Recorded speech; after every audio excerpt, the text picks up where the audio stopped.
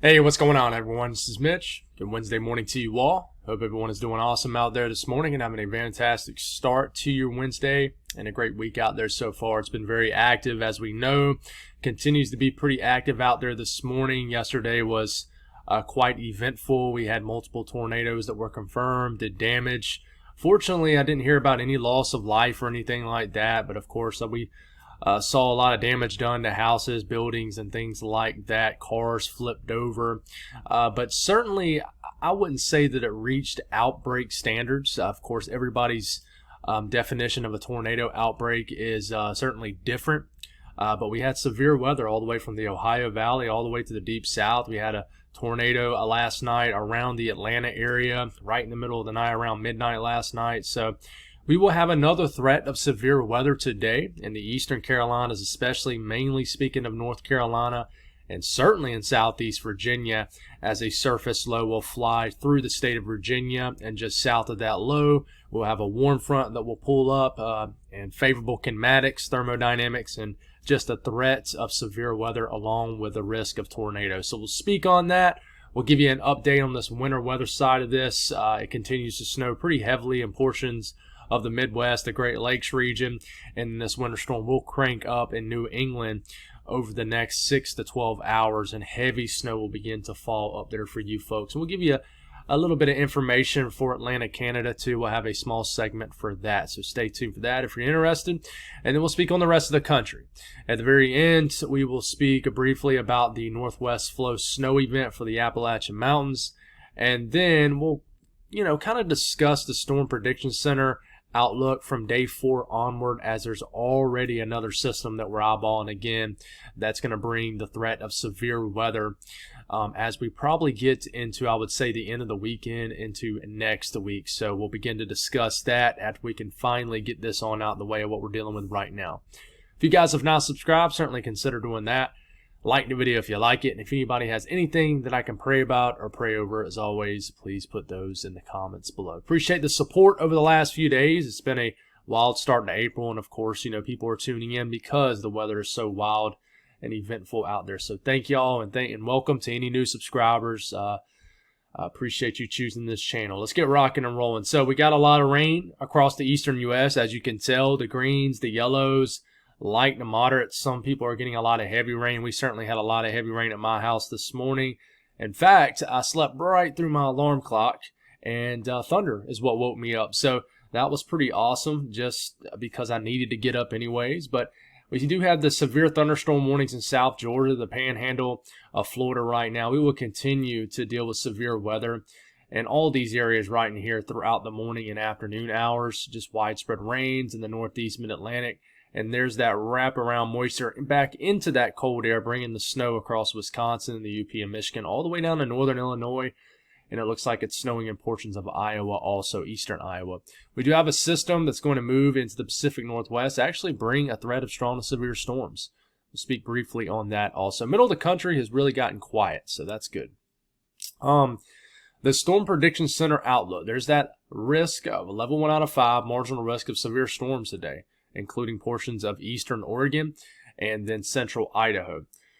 But this is the big threat for today. I wouldn't call it a big threat, but I would say it's the highest threat of severe weather. When you compare everybody across the board, across the lower 48, basically up from the Delmarva all the way to north and central Florida has a slight risk. This is a level 2 out of 5. Now, some of these areas, the severe weather threat is pretty much done. Like from Columbia, I would say up to Charlotte, I'm pretty sure the severe weather threat is done for today.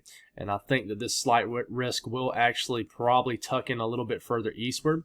But what is this driven off of? Well, guys, there is a 5% risk of a tornado within 25 miles of a given location. This goes from Myrtle Beach all the way up to southern Maryland, including southeast Virginia. And everybody in this brown area, 5% risk of a tornado. I definitely do think we're going to get some storms capable of producing tornadoes later today. And I would favor extreme northeast North Carolina and southeast Virginia. Wind threat, 15% risk in the yellow of winds exceeding 55 to 60 miles per hour. And then the hail threat, 15% risk of hail exceeding 1 inch in diameter or larger in this yellow area. So we move to the excessive rainfall outlook. Definitely have a risk of flooding today from Long Island all the way to eastern PA, northern New Jersey, and just areas of like Maryland, Baltimore, D.C., up to Philadelphia, New York City area. Definitely could start to get a lot of rain today if you're not already getting it right now. So everybody else, no real risk of flash flooding for today. Watches, warnings, advisories. So everything's sectioned out pretty well. We have these ongoing tornado watches down here in the yellow. I think they have dropped these tornado watches, or will here in the next 30 minutes to an hour here in the Midlands. But if you look up here, well, it's all these tan colors, that's wind advisories. But if you look up here and look at the greens, the dark greens, those are flood watches where a lot of rain's going to fall. You get up here further north, you get into the purple, winter weather advisories, the pink, winter storm warnings, and we have high wind warnings also. There's going to be, blizzard conditions that are at least possible on and off up here in the interior northeast with the heavy wet snow falling. And guys, I can't say this enough. This is going to be heavy, wet snow. Nothing dry about this. I mean, we're in early April. So, it's not that powdery snow up here. It's snowing in the teens. Definitely heavy and wet in nature. We continue to get the snow flying around the Great Lakes region where warnings and advisories and stuff like that are still up. And then we have the high wind watches here in the kind of this brown color right in here. And then these are high wind warnings in these two counties in sort of the mustard color right here in Nevada. Winter weather advisories are reissued here in the Sierra Nevada. Even a couple winter storm watches up for the Pacific Northwest. So middle of the country, like I said, it's pretty quiet. So let's break down the southeast first. We're dealing with these storms out here right now, and we will zoom into one area, but I do want to mention Florida really quick. And I do want to mention my folks here in southeast Georgia and eastern South Carolina. These storms will likely refire here in the next few hours around lunchtime.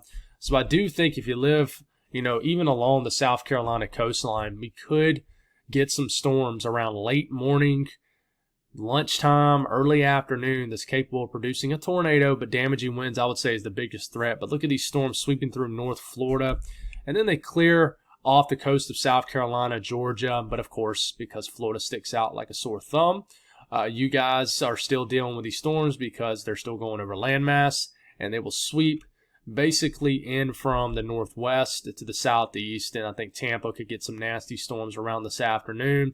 So you got two things going on. Probably strong to severe storms moving through the northern half of the peninsula of Florida. And then we got more storms firing up south of this low. These storms could be dangerous here in eastern North Carolina and southeast Virginia today. But these storms down here in Florida will eventually weaken. We'll start to get cold, dry air that filters in, and some snow will begin to fall in the higher elevations of North Carolina and Tennessee as some northwest flow energy begins to ooze in from the northwest. So let's take a closer look at where I think it might be a problem area today. So we'll start off around lunchtime. Not a ton going on, but there probably will be some strong storms already firing. I think these storms will really fire into like the Sandhills region, maybe like east of Charlotte of North Carolina today. And they will continue to really develop and strengthen. And by the time we're around 2 p.m., we got some strong storms maybe around the Raleigh, Durham region, points east. This little sector right here, southeast of Virginia, Richmond, down to Norfolk, Virginia Beach, everybody in this region, southern sections of the Delmarva, Maryland, maybe even southern Delaware. These are where these storms need to be closely paid attention to. I mean, these are the ones that could produce tornadoes. They could. So please be aware in this. If you live in southeast Virginia, northeast North Carolina, these are the storms that are capable of producing tornadoes. Kinematics will be the highest. That warm, you're probably waking up to some kind of cooler conditions this morning, but the warm front will surge up into this region, and the atmosphere will completely change later on this morning to this afternoon. Storms will sweep through. I think we're mostly done with the severe weather threat by the time it's by the time it's dinner time, or bedtime. And then we start to get this northwest flow energy that kind of moves in, chillier air mass, and we start to see splotches of blue. So, I will tell you the significant tornado parameter is going to spike. We've spoken on this a lot over the last couple of days. The higher the number, the higher the ingredients for tornadoes. And here it is. Starts to see widespread 3s, 4s, and 5s. And then it really spikes here in southeast Virginia, right around the Richmond and surrounding areas. You're starting to see the significant tornado parameter values reaching 6, 7s, 8s, 9s. I mean, even in this little pocket right here. But even in eastern North Carolina, guys, the ingredients will be there for tornadoes today. It's just as if it, does anything really produce. And I think something will. I do think we'll get a confirmed tornado or two here in northeast North Carolina, southeast Virginia today. I really do. And you look at the updraft velocity swath, it does show some areas of rotation in this area from these storms in southeast Virginia especially. See these highlighted colors? That is where this particular run in the HRRR model is highlighting some rotation with these storms. So please be aware if you live in that area today. I know technically right now you only got that slight risk, but I'm telling you, these could produce tornadoes today. Northeast, not a very wintry start right now. And many areas won't even see winter weather. Like Boston, you'll be right on the fringe of just a cold April rain. But you keep this going. We get to about midday today, early afternoon. Rain starts to switch to snow in the Adirondacks, maybe even starting to get a wintry mix here in like the Catskills, the Berkshires. Snow starts to fall heavily in the higher elevations of Vermont. By the time we get to this afternoon, it really starts to pick up in New Hampshire and Vermont. And, we'll get a little bit of a break. And then more precipitation becomes a lot more widespread. By the time we're at 8, 9, 10 p.m., surge of moisture. This is all just heavy rain down here in southern New England, New York City to Boston. Low coming up here. Wintry mix of everything in certain areas. I would say more so sleet, rain, snow, sleet mix. Just a nasty mixture where you're struggling to kind of switch to all snow. I do think as we get into overnight tonight, some more cold air will work in. And by the time we're around midnight tonight, which is about what this is, you start to get some rain switching to snow, even along like the Finger Lakes region, the Tuck Hill Plateau, still snowing very heavily up here in northern New York State, Vermont, New Hampshire. Heavy snow tonight, the entire state. Massachusetts is a weird area for this storm. Do you have a brief mixture, a period tonight of mixing here in Boston? It's very possible. But I think that, like 500 feet makes a huge difference. And once you get into central Mass, certainly the Berkshires, you start to get into these hills and these mountainous regions, low mountain tops. 500 to 1,000 feet make a massive difference with this kind of storm system. So if your neighbor down the road lives about 300 or 400 feet below you in elevation, and you live that amount of height above them, you might get a couple inches of snow. You might drive, like I said, 400 or 500 feet lower down the hill, and there might be like barely anything on the ground. That's kind of how this setup is here, especially in Massachusetts, and this is how it is this time of the year. So you continue, that pink is more so like a sleet mixture, but you continue to work this way all the way into tomorrow morning. This really turns into an all-out winter storm for the state of Maine. Still snowing, not really mixing anymore here as more cold air is worked in tomorrow morning in most of New York State, besides like New York City over to Boston. And this continues to be a big winter storm all the way into tomorrow afternoon. Surface flow is not favorable for, snow here in southern Maine, so you might switch to rain here in southeastern New Hampshire and southern Maine. We'll see what happens here. And then we start to get into tomorrow evening. And, I would say the system really kind of is not as intense at this point, but you're still getting just snow showers just wrapping around everywhere. And some areas are still picking up some pretty heavy snow. So snowfall between now and Friday evening, kind of a broad look at things. This is what it looks like. There's going to be some sleet mixing in with some of these areas too. Some areas could get a couple inches of sleet. So that's a broad look at things. Let's go on and zoom into this. Kind of the Buffalo up to the Tuck Hill Plateau region, basically western New York. Just scattered 1 to 2 inches of slushy wet snow here in western New York. You get into the Tuck Hill Plateau, maybe 4 to 8 inches of snow. Someone might squeeze in a foot in those higher elevated regions.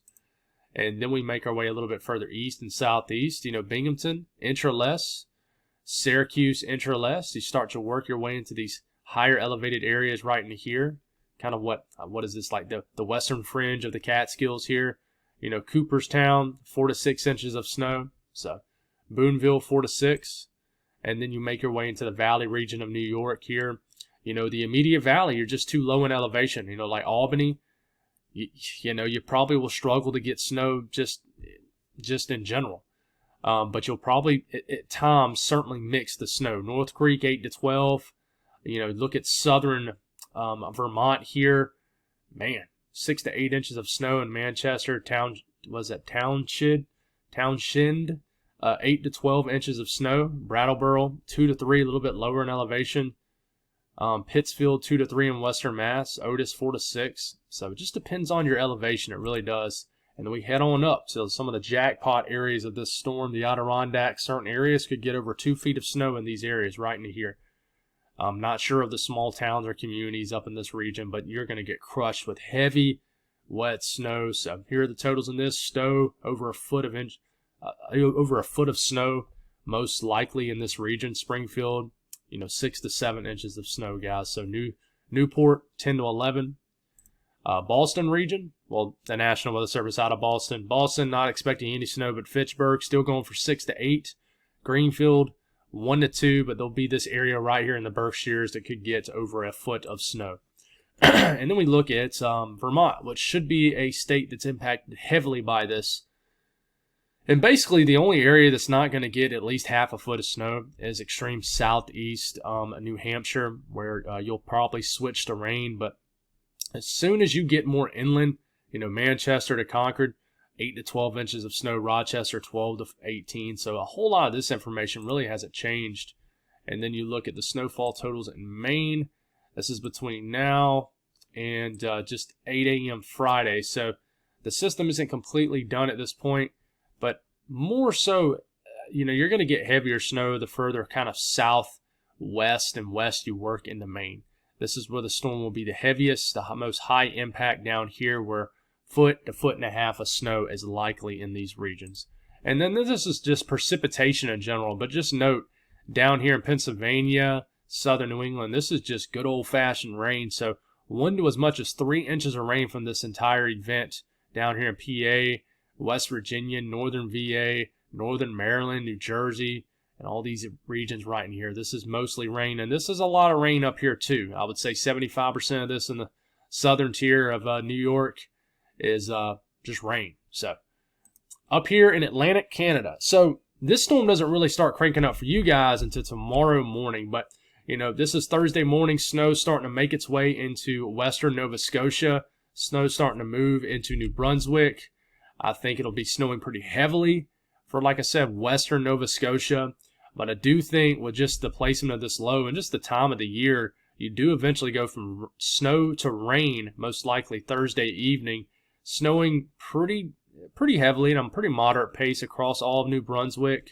You'll probably mix a lot as you start to get late into the evening, like in Prince Edward Island and Cape Breton Island, those areas. And you might hang on to some snow in inland sections of Nova Scotia. Heavy snow further north in New Brunswick.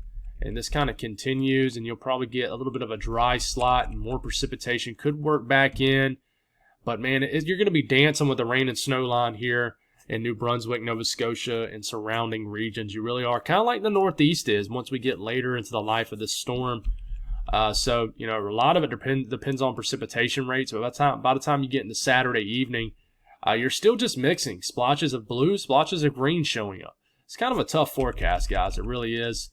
But if you look at the European ensemble, this is in centimeters, of course, for you folks up here. Anywhere from 15 to maybe 25 centimeters of snow out in western Nova Scotia. It wants to bullseye, what is that, Cape Breton Island with over a foot of snow, 30 centimeters or more snow. And then I do think just widespread 15 to as much as 30 to 35, maybe 40 centimeters of snow is likely in New Brunswick, especially once you get into the northern half of New Brunswick. So definitely be aware of this. And one thing I did not show for my friends here in the Northeast, and it's probably besides the point now because some people's probably kind of moved forward, but there's going to be some very strong winds in the Northeast. Very strong winds. I'm talking about 40 to 50 mile per hour wind gusts, especially in these higher elevations. So we're going to get a lot of power outages. I mean, look at Long Island where this will be all rain. 50 to 60 mile per hour wind gusts are likely. I mean, look up, tucked up against the coastal regions of Mass, New Hampshire, and Maine, and Nova Scotia. Very strong winds with this. This is your classic nor'easter, so we're going to get power outages across New England over the next couple of days. This is a big storm starting to move in. So, the south central U.S., really nothing going on. Some cooler air today. We get into this afternoon. this evening, overnight hours, all the way into tomorrow morning. Some breezy conditions, cooler conditions, and just not really any weather at all going on. So sorry to only stay on that for a few seconds, literally, but just nothing to really speak on. Enjoy your nice weather for sure. Up here in the north central U.S., this low really was terribly forecasted by the models. It kept trending and trending and trending further west. But we will continue to deal with the snow in Wisconsin, the UP, and Michigan throughout the morning and the afternoon hours. We'll get some chilly rain that will continue to kind of make its way into Boston. Could be snowing in Boston right now, not sure. But some precipitation will kind of wrap around, and then the low will actually move down Lake Michigan, back into like Illinois and Indiana, and just continue to bring kind of spiraling rain and snow showers throughout the Midwest and the Ohio Valley all the way into Kentucky. And this is when the Northwest Flow event will try to crank up here in West Virginia, especially as we get into after midnight tonight. So I'm sorry, I keep messing with my eye. It feels like there's something in it. So, but snow showers will still be around tomorrow in lower Michigan, maybe even Illinois. But snowfall between now and the next 24 to 48 hours is 48 hours. Another few to maybe several inches of wet snow in Wisconsin. The UP and Michigan will continue to get a lot of snow, probably another several inches to over a foot of snow up here in the UP and Michigan. If you live in this area of the UP, definitely let me know your final tally up here. I would love to know that. Western U.S., Southwest quiet, Rockies pretty quiet. Up here in the northern Rockies to near the Cascades, you see these areas right in here. These could be some strong to severe storms in eastern Oregon, central Idaho, maybe sneaking into like southwestern Montana. So we'll see what happens. Some hail, some gusty winds with these are possible, and then some cooler air moves in. And, yeah, we start to get some rain around the central to northern California coastline. You're waking up to this tomorrow morning, and then just some Cascades snow, and maybe a little bit of snow in the higher elevations of Idaho and western Montana. So temperatures today much cooler, much cooler. You got this area of cooler air in the Ohio Valley all the way down in the Mid-South. It's going to feel like kind of a February day in the Mid-South today. Temperatures only in the 50s, definitely much chillier, much more cooler. Northeast is chilly, but not anything too crazy. This will be a very marginal storm moving in, but temperatures will begin to drop in some of these areas as heavier precipitation moves in. Hanging on to that warm air for dear life here in the eastern Carolinas and southeast Virginia ahead of a severe weather threat today. And certainly the southern half of Florida will be the warmest today with temperatures widespread deep into the 80s. So temperatures out west are certainly warming up big time. It's going to be nice in Montana today. Temperatures well into the 70s outside the higher elevated regions, the northern plains, 60s and 70s. Just the entire western U.S., Nevada, Utah, the Four Corners region, the desert Southwest. A very warm, pleasant day today, so enjoy that. But snowfall from this Northwest Flow event between now and the duration of this event. And there could be more snow after this also, but several inches of snow expected in the higher elevations of West Virginia, some of these higher peaks in Virginia, and certainly down here in Tennessee and North Carolina above about 4,500 feet. 4,000 to 4,500 feet, could get a few inches of wet snow. Very possible. Very, very possible to likely. So, guys, there is another storm system coming. This is for, what is this? This is for Saturday. We already have a 15% risk of severe weather up for day 4. This is right here in the middle of the plains. So, more severe weather on the way. Day 5 is for Sunday. We're probably going to have some severe weather for Sunday also, but confidence is a little bit too low to issue an outlook on this. And then for Monday, we start to move into the kind of like the Texarkana region. Yeah, we start to have to worry about severe weather again for North Texas, southeast and southern Oklahoma, southwestern Arkansas, and then northwestern Louisiana. And then, guys, I would not be surprised if we do get severe weather just the entire first half of the week next week, kind of like this week, as just the moisture return really builds over the region. So we got to see what happens. I do think we're entering an active period of severe weather, so definitely continue to tune in. Sorry for the low energy this morning. It was another morning where I kind of woke up really early and was watching the storms, deciding on whether I was going to chase anything or anything like that. So just definitely asking for prayers for better sleep. I am struggling to sleep, which is something I've never had an issue with. But I think it's my allergies because I haven't been feeling the best. You notice I might sound a little bit different in this video, but that's all I got, guys. Thank y'all for tuning in. God bless all y'all, and y'all have a wonderful and safe Wednesday.